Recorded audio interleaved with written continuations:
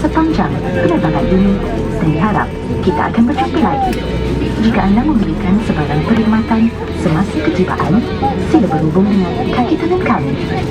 Terima kasih kerana menyertai penerbangan AirAsia dan salam hormat.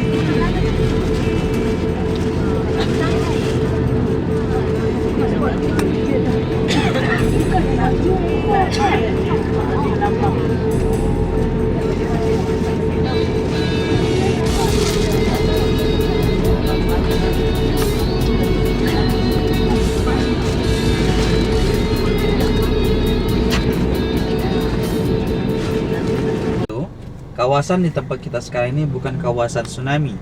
Dan pada masa mayat itu sampai dari pagi sampai petang, dan pada petang hari dia akan ditutup. Karena kawasan ini bukan kawasan tsunami, jadi ramai masyarakat atau mangsa-mangsa tsunami mereka mengungsi di sini. Jadi pada malam hari dia ditutup agar jangan bau bangkai. Dan pada esok harinya dibuka lagi, maka dia memilih.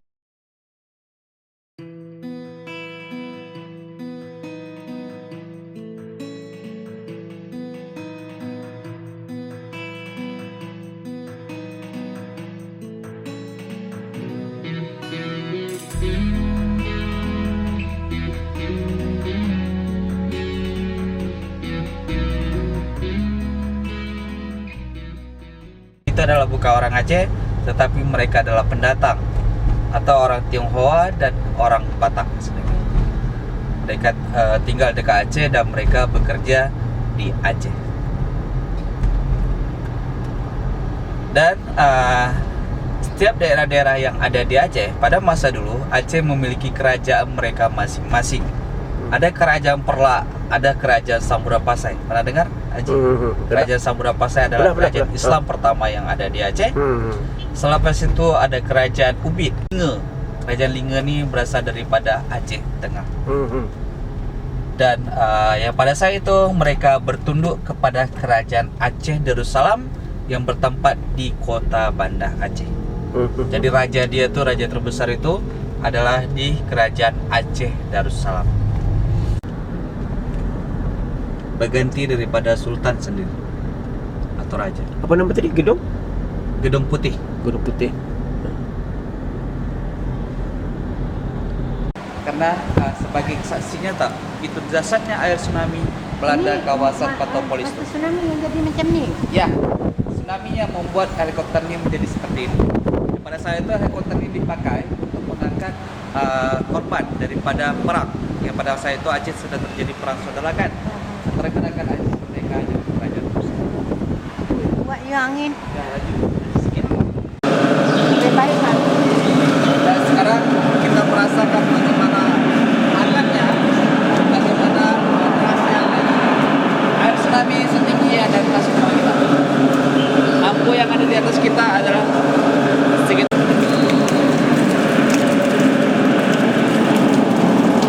Gambarnya semuanya sama, kita boleh lihat.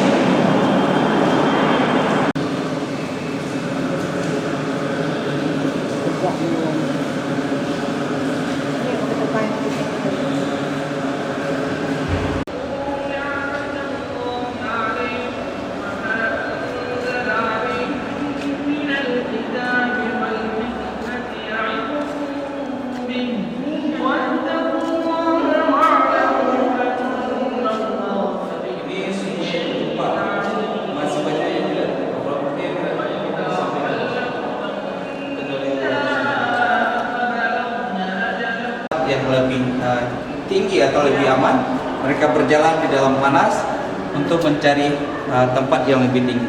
Dan kita sekarang yang kita rasakan penat, letih, itu adalah penat daripada mangsa-mangsa tsunami mencari tempat yang lebih tinggi. Yang pada saya itu mereka Itu dibuat macam ni.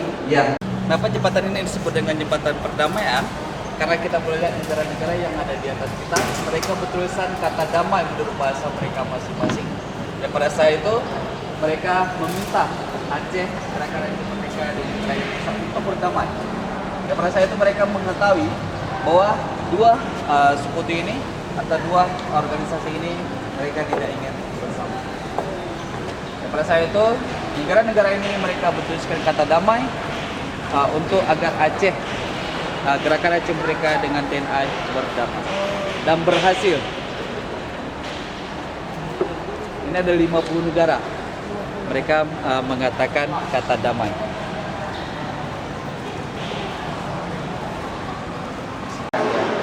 Dan Aceh juga dikenal dengan buah pala. Buah pala yang sangat nikmat. Itu berada di Tapak Tuan. 23 daerah. Dan sekarang mungkin tahun depan akan menjadi 24 atau 25 daerah. Dan dia kita boleh lihat di dinding atau di dinding itu kita melihatnya seperti anyaman kota. Itu adalah anyaman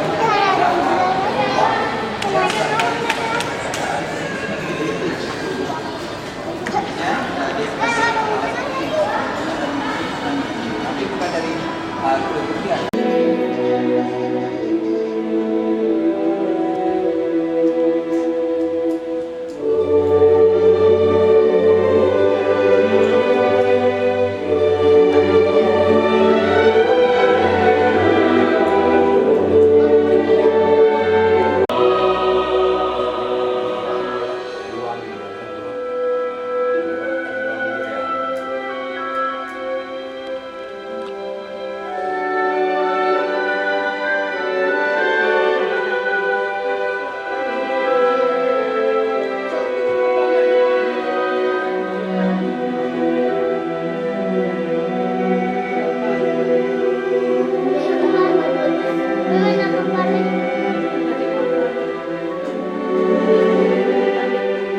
Dan kita ada lawatan ke sini.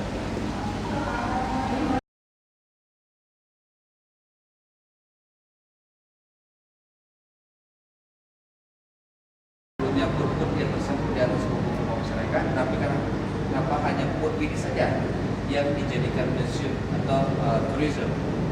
Karena put ini menyelamatkan hanya 50 meter, tidak sampai dengan 100, tapi pada masa itu dia berada di kawasan laut ini. Pada saya itu di Banda Aceh sendiri buat Selat Malaka dan Laut. Ombak kedua datang dari Selat Malaka. Terus 1 kilometer dari tepi pantai. Dan pada saat itu masyarakat awam atau masyarakat nelayan mereka masih memiliki. Ya, itu bara-bara yang jumpa. Kalau hospital bangunan yang masih tersisa ketinggiannya itu 3 tingkat, tapi air tsunami melewati daripada bumbung itu. Itu adalah sebagai bukti. Maka bangunan ini ditinggalkan sebagai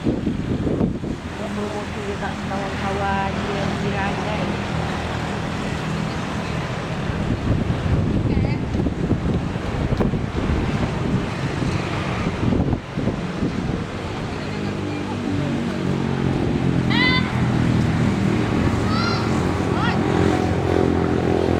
jalan terus. Oke. Dan beginilah suasana yang ada di Pantai Olele atau yang disebut dulu ada Pantai Cermin.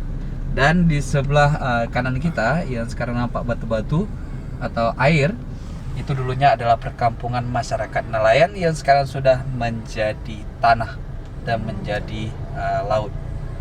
Tadi Laut Hindi dan Selat Malaka. Yang dulunya di sini terletak pelabuhan besar yang merupakan tempat transit Selat Malaka menuju Laut Hindi dan dari Selat Malaka menuju Laut Andaman. Laut Andaman itu terletak di sebelah Sabang sana. Itu Laut Andaman.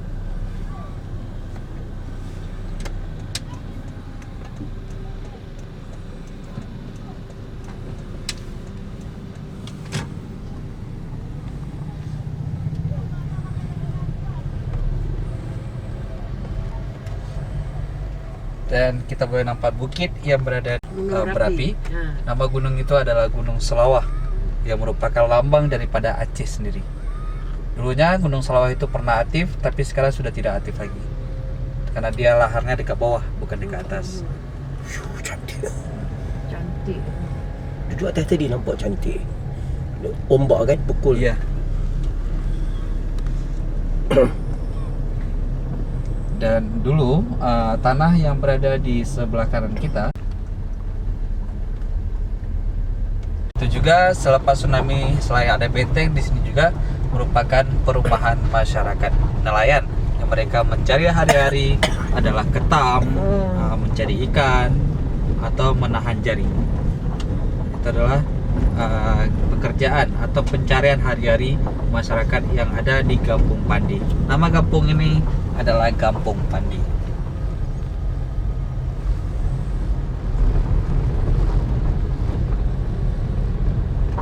Satu bulan. Nanti saya akan tunjukkan boat yang pergi 1 bulan. Besar, itu kapasitas dia sebulan. Bukan dia berarti pergi sebulan tak pergi ke darat lagi. Relax, tak boleh bercerita-cerita. Dan kapan lagi Masjid Raya ini dibangun setelah dibakar oleh Belanda? Belanda membakar pada tahun 1873 dan kembali dibangun itu pada tahun 1879. Tujuan Belanda membangun masjid ini kembali adalah untuk menarik hati orang Aceh. Pada saat itu mereka memakai peperangan ini adalah peperangan ideologik. Kalau mereka berperang secara fisik maka mereka akan kalah melawan masyarakat Aceh. Pada saat itu mereka berganti perang menjadi perang ideologik untuk menarik hati orang Aceh, perang secara pemikiran. Tetapi orang Aceh lebih pandai lagi daripada Belanda. Mereka tidak percaya sama sekali dengan Belanda karena bagi orang Aceh sebutan Belanda dulu adalah kafir atau kafir. Itu adalah bahasa Aceh.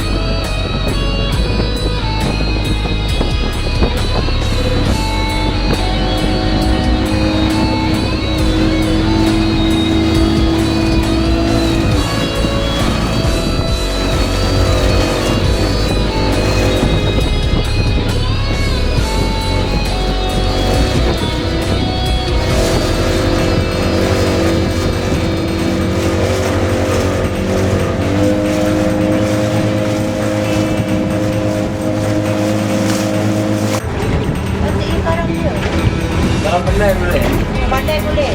Kalau tak pandai tak tenggelam. Tapi kalau pakai ini tak apa. Dia tak tenggelam. Tak tenggelam.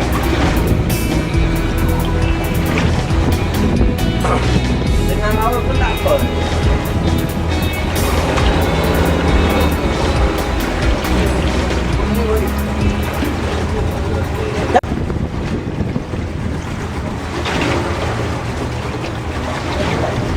Dia kalau buat persoalan rumah motor habis dah. Tolong lah jumpa.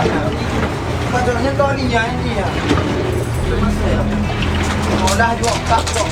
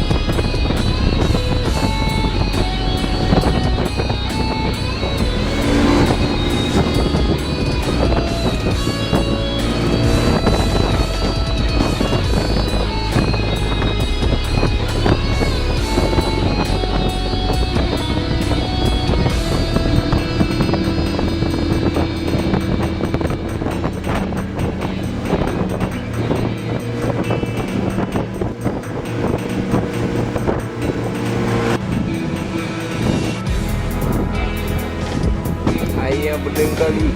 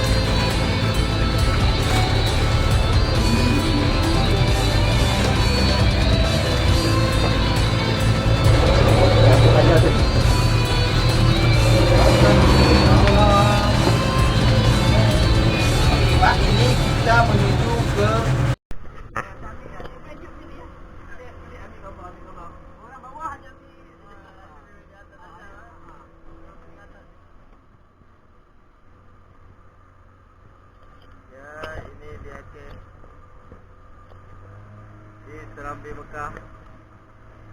Ini namanya sekarang di Pulau Rubiah, tempat asrama haji, karantina haji dulu pada zaman dulu, pada tahun 1990. Pada zaman dulu orang Indonesia ke Sabang dulu, yaitu ke Aceh, untuk dia naik haji. Karantina sebelah sana itu pulau, itu 3 bulan. 3 bulan naik haji.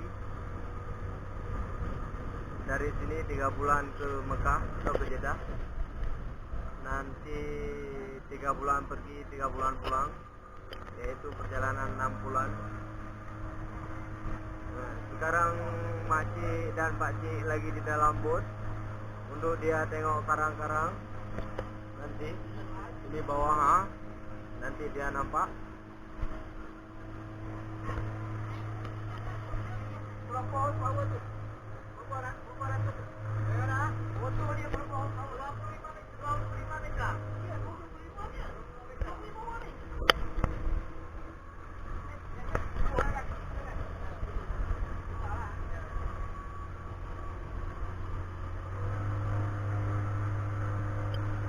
Botnya selalu besar, ini cuma berdua. Ini pulau Zelako namanya.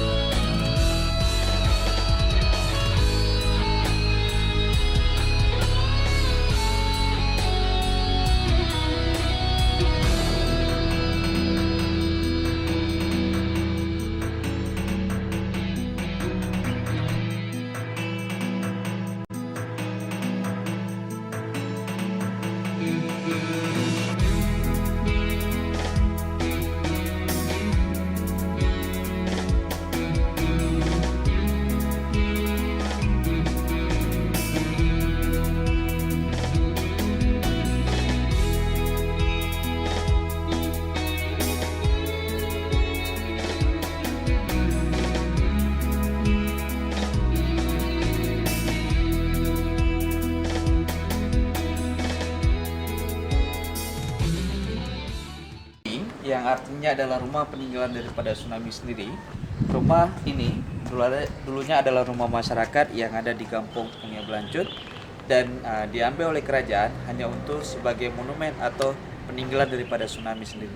Dan kita boleh lihat di dinding rumah peninggalan daripada tsunami itu tidak timbul garam yang diakibatkan oleh air tsunami sendiri, karena air tsunami ini membawa lumpur daripada perut bumi sendiri, yang pada masa itu lumpur ini mengandung dengan air pasir yang mengangkat pada dinding dan menjadi garam.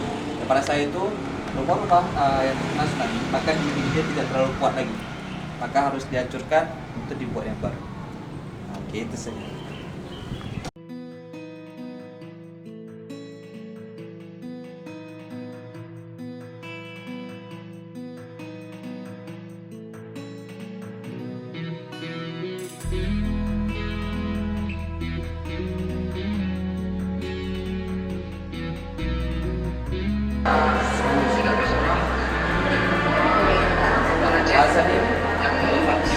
Bahasa suku Dipayang, Andorpon, Sao Sebutu, Bilang, Masuk, Semarang, Manapon, Sao Fano. Ini bahasa Aceh. Ini bahasa Sebelum. Di Aceh sendiri, Aceh adalah bangsa Aceh. Mereka mempunyai suku dalam Aceh sendiri. Dan ini adalah salah satu suku yang berada di Aceh. Yaitu suku Dipayang. Lagi di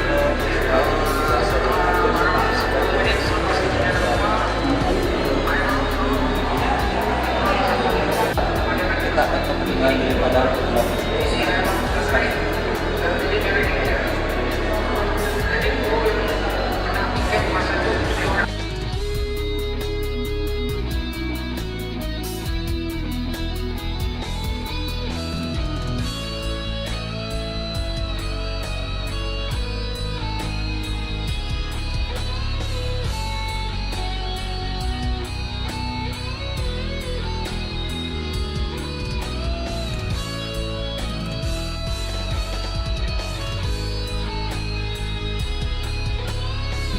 ini adalah rumah tingkat 2 yang sudah hancur di hantam.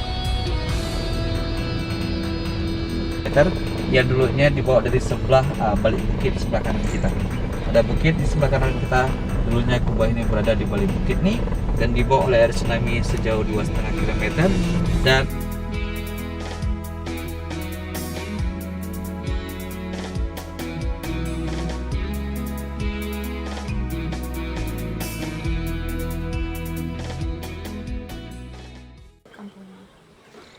Kubah yang Ibu kunjungi saat ini kubah masjid yang dihanyutkan air tsunami pada tanggal 26 Desember 2014. Kubah ini masjidnya bukan di sini, tetapi berada di sebalik bukit sana, yang jaraknya daripada tempat ini 2,5 km. Masa kejadian tsunami itu rumah masjidnya hancur, kubahnya yang dibawa air sampai ke sini. Kubah ini datang dengan tapak lantainya sekali. Dan itu tapak lantai yang kita pijak, itu bawaan dia, Bu. Ini kubah ori masih, tidak ada tambahan, tidak ada sentuhan apapun daripada kami di sini kecuali catnya sahaja. Masa perjalanan ke sini, kubah ini daripada sana juga menyelamatkan manusia sebanyak 7 orang di dalam bundaran putihnya. Perjalanan ke sini tidak langsung jatuh di sini, tetapi sudah dihanyutkan air sampai ke ujung bukit sana dulu. Lepas itu patah balik, barulah dia jatuh di sini. Dan ini berat bendanya 80 ton, terapung setinggi pokok kelapa yang masih ada di sini itu 30 meter air tsunami yang datang ke tempat kami ini. Dan datangnya pun daripada 3 arah. Daripada balik bukit ini satu arah, air itu yang datang pantai ujung Pantu. Daripada balik bukit ini satu arah, air itu yang datang pantai Lampu. Satu lagi dari ujung kampung, air itu yang datang Raul Lili. Itu yang membuat kami di sini terkepung. Tidak bisa lari. Kami dekat sekali dengan bukit, tapi tidak ramai yang selamat. 700 penduduk di sini, yang selamat hanya 25 orang saja. Di antara yang 25 itu yang selamat, sebagiannya ada yang sudah dihanyutkan air tsunami, tersangkut di pokok-pokok tepi bukit. Dan masa itu juga ada yang terminum air tsunami yang mereka muntahkan pasir dengan kayu-kayu kecil. Dan kalau dengan Sri sendiri, Sri masa itu berumur 19 tahun, Sri sudah menikah. Selamat daripada tempat ini bersebab sebelum berlaku tsunami, Sri sudah keluar daripada perkampungan ini tidak jauh. Sri keluar hanya untuk melakukan persalinan anak pertama Sri, sebab itulah kami selamat. Tapi keluarga yang ada di sini saat itu, ayah, ibu, adik-beradik, mereka hilang, tidak diketemukan jasadnya Sampai sampai sekarang. sekarang. Dan juga selain dari itu, kalau dengan saksi, ada di sini satu saksi yang betul-betul melihat kejadian ini, yaitu imam dari kampung ini. Imam itu selamat ada di atas ketinggian gunung. Dia itu pun pergi ke gunung itu bukan sebelum kejadian tsunami. Sebelum kejadian dia pergi ke sana hanya untuk berkebun di sana. Dan saat air datang, air surut, kubah hanyut, dia lihat semua yang berlaku. Sekarang imamnya sudah almarhum, bulan 7 yang lalu beliau meninggal. Dan juga kalau dengan kawasan ini, memang kawasan ini hancur semua. Tidak ada yang tersisa kecuali satu masjid yang ada di depan itu tadi. Namanya Masjid Tengku Syekh Maharaja Gurah. Dan juga dekat ujung bukit ada satu pondok pesantren yang lebih dekat dengan bukit, tapi tidak bisa selamat juga. Yang ada di sana hijau itu 200 penduduk di sini yang selamat, yang di pondok 200, yang selamat hanya 4 orang aja. Itu pun dah dihanyutkan air terhempas ke bukit. Dan juga satu ustaznya yang ada di Mekah lagi melaksanakan ibadah haji. Kalau dengan hakisan gunung itu bukan kesan dari tsunami, tapi sebelum tsunami bukit itu memang dah ditarah, diambil batu dengan tanah timbun. Dan juga Oh ingat maksudnya itu kesan tsunami, tsunami, sebab dia bukan. macam Bukan. Dan juga kalau dengan kubah ini, dulu masjidnya dibina pada tahun 1962. Dan pada tahun 1918 ya 2004 dia dekat air tsunami. Kubah ini kita beri nama Kubah Masjid Lam Tengah. Asalnya dari kampung Lam Tengah dan sekarang ada di Kampung Gurah, Kabupaten Aceh Besar. Nah, itu dia mungkin tambahan cerita daripada di sini. Dan kalau di belakang itu ada satu bangunan surau yang lagi kami buat, yang tanahnya itu orang Malaysia yang mewakafkan. Orang daripada Kedah. Dia beli, dia wakaf. Dan juga binaannya kutipan daripada Tonggis Putih ini dipergunakan untuk keperluan kubah itu. Itu saja daripada sini di sini. Nak ambil gambar silakan Bu, Pak. Nak pusing tengok boleh sih. Jalan sudah retak semua, tak masuk ke dalam tanah ni. Jalan sudah retak semua. Dan akhirnya kami pun sudah pasrah semua. Yang seorang ayah pun dia lari cari anaknya, isterinya, yang seorang ibu pun lari cari anaknya. Jadi semua dalam kondisi yang sangat panik lah. Banyak orang pun kalau sudah rasa takut, terjadilah kecelakaan di mana-mana. Dan dilanggar kereta, dilanggar motor, terjepit. Sangat sedih kita tengok. Itu orang-orang kampung sini memang sudah fikir, wah, hebat ni boleh berjumpa hari ini. Dan termasuk juga yang pemilik rumah juga selamat. Jadi masa tu pemilik rumah bernama Puan Abasia dan anak dia juga ikut dekat rumah. Yang tak dekat rumah cuma suaminya. Itu di Pertamina, Medan. Sudah Malaysia Petronas. Jadi ini memang yang punyanya orang kaya. Tuan rumahnya dia besar dan tingkat 2 sekali. Dan masa tu jiran di dekat sini ikut naik ke rumah Cikgu Abasia. Jadi sebelum Cikgu Abasia naik ke rumah dia sempat dipasang di masa gempa. Sebab terjadilah gempa, dia pulang rumah. Dia nak pasangkan kondisi anak dia.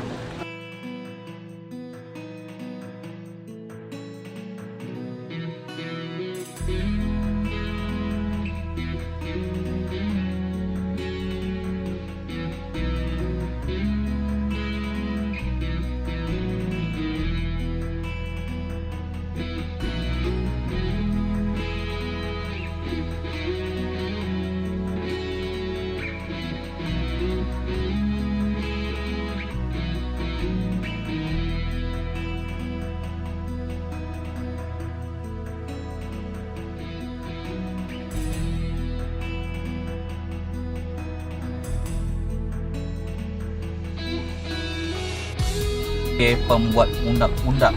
Undang-undang yang dipakai oleh Aceh, kerajaan Aceh sendiri dulu adalah undang-undang Islam sendiri yang dianut sampai dengan sekarang ini.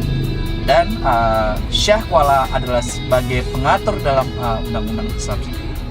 Maka kenapa beliau Syekh Abdul Rauf Al-Singkli bin Al-Fansuri dipanggil dengan Syah Kuala? Karena beliau mendirikan pondok pengajian itu di Kuala. Bagi orang Aceh, ini adalah Kuala kan? Jadi orang Aceh suka apa yang memanggil di tempat dia mendirikan pondok pengajian. Di sini banyak Kuala, beliau berdiri pondok pengajian di Kuala, maka dipanggillah dengan Syekh Kuala. Nama beliau aslinya adalah Syekh Abdul Rauf Al-Singkli bin Al-Fansuri. Yang Rauf Al-Singkli itu adalah nama daerah yang ada di Aceh, namanya Aceh Singkil. Beliau berasal dari sana dan menuntut ilmu Islam di Mekah selama 7 tahun. Beliau berjalan Mekah, Madinah, Palestina, Irak. Beliau selama 7 tahun. Setelah itu balik ke Aceh dan mendarat di Syah Kuala dan mendirikan pondok pengajian di sini.